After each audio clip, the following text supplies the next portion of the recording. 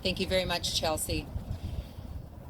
Well, good morning, everyone, and I'm very pleased to join such a great group of folks on this fine day. We're very fortunate here in Oshawa to have such an important monument, and to do this in person this year is wonderful. And today we observe the National Day of Mourning. Thank you to the Durham Region Labour Council and President Chris Borja for inviting me so that I can join everyone to pay tribute to fallen and injured workers and their families.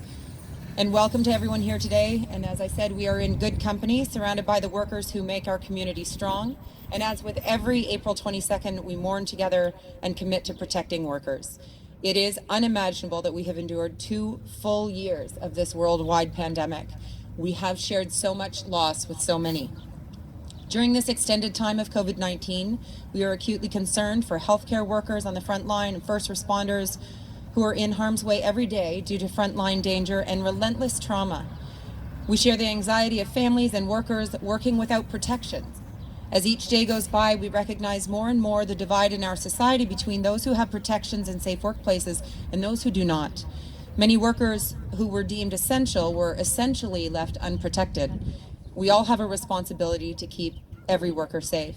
This year, we gather and reflect on the theme of this day of mourning: work shouldn't hurt. Make health and safety a fundamental principle and right at work. We think of the essential workers in retail, transit, warehouses, congregate care, construction, frontline service workers, nurses, education and public sector workers who face increasingly unsafe workplaces, who deserve resources and protections to do their jobs safely.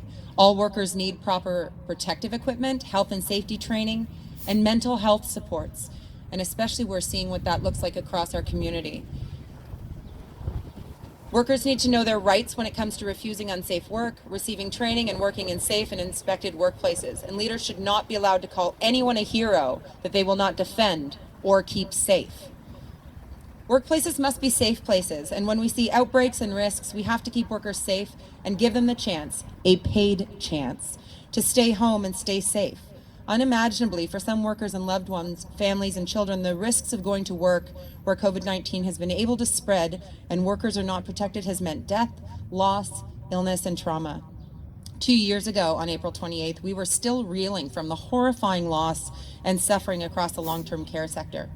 And now we look at the ongoing threats to health and safety at workplaces where workers are left to fend for themselves and are getting sick or worse. This should not be allowed. Our community extends our condolences to those who have lost their loved ones across the community. We stand alongside working parents and families worried about their children and aging parents. Workers need protections and fair compensation. Our system of WSIB is broken, and it adds insult to injury and is not supporting injured or ill workers. Workers' comp is a right. We have seen injured workers suffering terribly while surpluses were dumped into the pockets of employers. No.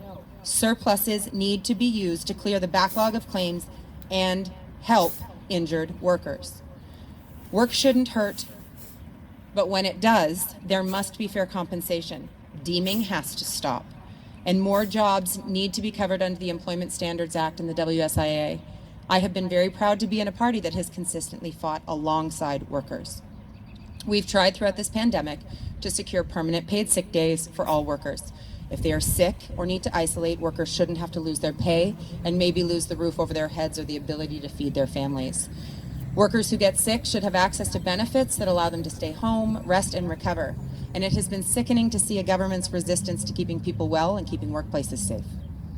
I stand firmly with workers and our communities who deserve permanent paid sick days and paid time off for vaccination. Workers need equitable access to vaccines. It should never have been such a circus to get access to rapid tests, and fair distribution should never have been up for debate. I appreciate and support the work of so many community health advocates across the province.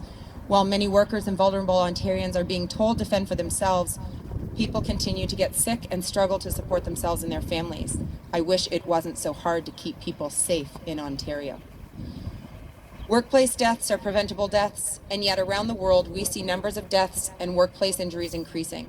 This May 9th marks 30 years since the West Stream mine disaster, where miners were killed in an explosion. Unfortunately, we still fight to have the changes won and made to the Criminal Code of Canada enforced. The rallying cry of "kill a worker, go to jail" echoes loudly, but we aren't seeing justice. We need the West Trade sections of the criminal code enforced to save lives. The National Day of Mourning is for every worker, every community member who sets out for work and has the right to come home safely. We will remember the dead, but must continue to diligently fight for the living.